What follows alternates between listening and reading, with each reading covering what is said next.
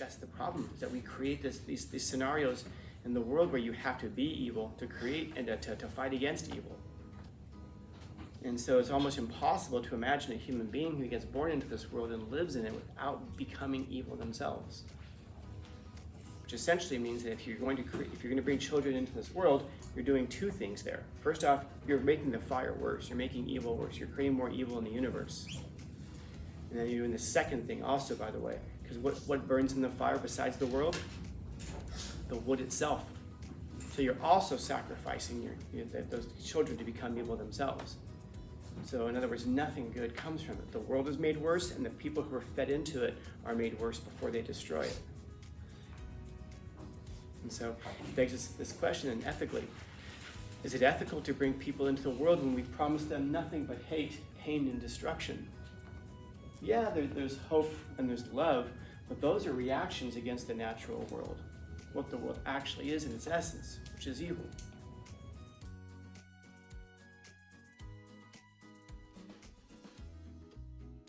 I don't know if I mentioned it in this class, but there's a skit. I think it was Kids in the Hall. I think it's a TV show from like the 90s. I didn't watch it. It's kind of like I didn't have a television, but I might have already mentioned it. It's these two like Nazi officers, and they're like talking about the war, and then they're talking about how they're gonna wipe out the camps and everything. And then one of them, it's a comedy show, by the way, keep in mind. And one of them looks at the other one and goes, "Have you ever you looked at our uniforms and you look at what we're doing?" And the guy said, "Well, what are you getting at?" He's all, "Are we the baddies? In other words, are we the bad guys?" As before baddies means what it means now. In other words, are we the baddies? But it's like a way of like when you talk to a little kid, like you wouldn't say, "You're a terrible kid." You go, "Stop being a little baddie." I know, again, it means something different now. Times have changed, man. So the guy's like, what do you mean, the bad? I'll just say bad guys now, okay? So, but you know the words that they're using. So he says, "What do you mean the bad guys?" He's like, "Well, look at our hats. We have like the death head, like a skull and crossbones on our hats. The good guys don't usually have that." And he's like, "Yeah," he's all, "and we're wiping out all these people. The good guys don't usually murder people." And then they have like this existential realism, and they're like, maybe we're the bad guys? I think that a lot of times in life that happens with people where, even think about the worst evil that we can possibly think of, even when we think about the Nazis. Do you think the Nazis sit out there and said, "Let's go do some evil today," and we're twisting their mustaches? Or do you think that they thought they were making the world a better place? When you look at probably the worst mass murder in history, you look at Genghis Khan. And the Mongolians today, they still revere this guy. But this guy wiped out so many people, it actually changed the climate of the earth. Literally, he killed so many people, it changed the earth's climate. It cooled the earth by like 0.5 degree or something like that. It was incredible.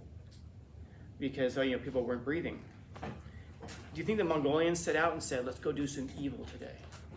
No, they just lived. And the truth of the matter is that most good and evil is done by people who don't set out to do good or evil. They just set out to live. And then afterwards, when we behave, people will say that was either good or that was evil. And we find that a lot of times it comes down to just this self-interest. The Mongolians were self-interested. They don't think they were doing evil. They thought they were doing something really good by populating the earth. And there's some incredible percentage of humans alive today who have Genghis Khan's DNA, because the guy had so many children and he wiped out so many people. I don't want to say what the number is because I don't want to be wrong about it, but some incredible number of people alive today who have some lineage going back to the Mongolians, just because, like I said, anybody who wasn't a Mongolian was killed in that area. Now, same with the Nazis. What were they doing? They thought that they were pursuing a completely naturalistic philosophy. When we think they thought that the Jews were subhuman, they actually didn't. They thought that there were two master races, theirs and the Jews, and that they had to wipe out the Jews because they were afraid that the Jews were going to overtake them at some point. They thought they were a master race that had to be dealt with. They were pursuing a perspective which is just purely naturalistic, survival of the fittest. That's all it was. They took what a lot of us teach in textbooks and they applied it to life. So when most of us say evolution, survival of the fittest, good thing. Do you think that they set out and thought that they were doing evil? And the point of it that I'm getting at is that, like I said, most people don't set out to do good or evil, or they try to do good. They think they're doing good. But at what point, when you put a person into the world, and they're affected by that world or by these ideologies, do they just start to prey on others? Like the environment creates a terrible person. Okay, we can say that, but what creates the environment? Terrible people. And so what do you have to do in order to compete against terrible people? Well, you have to become terrible yourself. You have to become a monster yourself.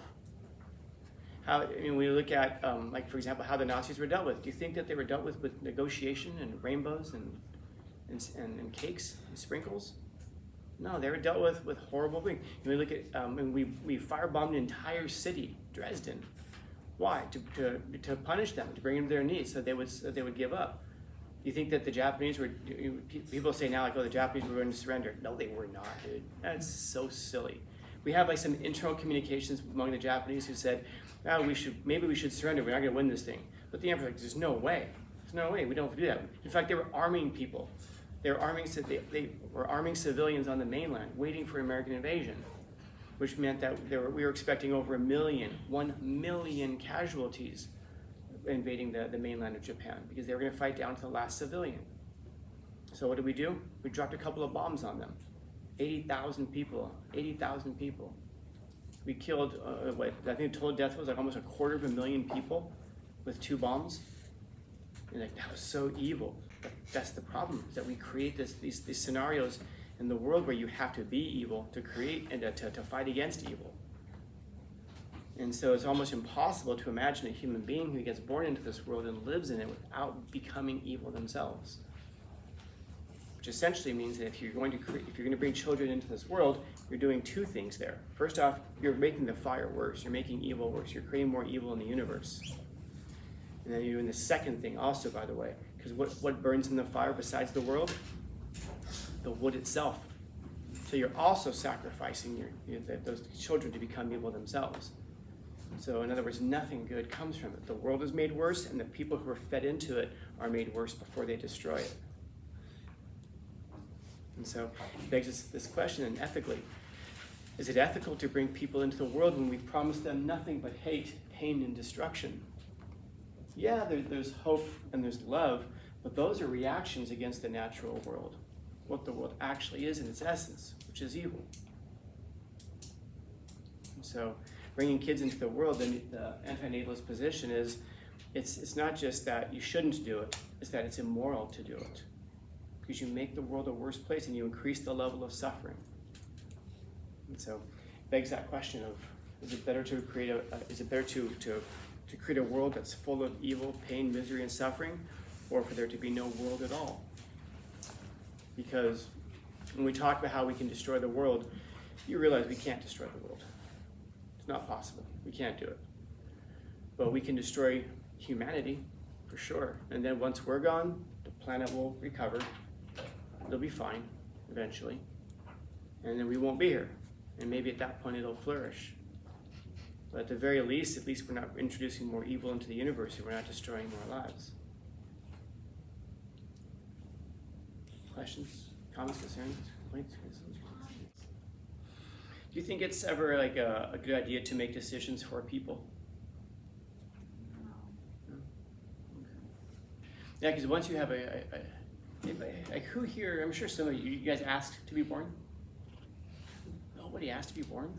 Oh, man. So that'd be an example there where that decision to be born was made for us. And if that decision to be born was made for us, it sounds like everything that we do from now on is just a survival mechanism, just to get by, just to live. And so, yeah, it's no surprise then that people behave the way that they do in these extreme ways. Others. Happy Wednesday. We're all anti-natalists now. Dope.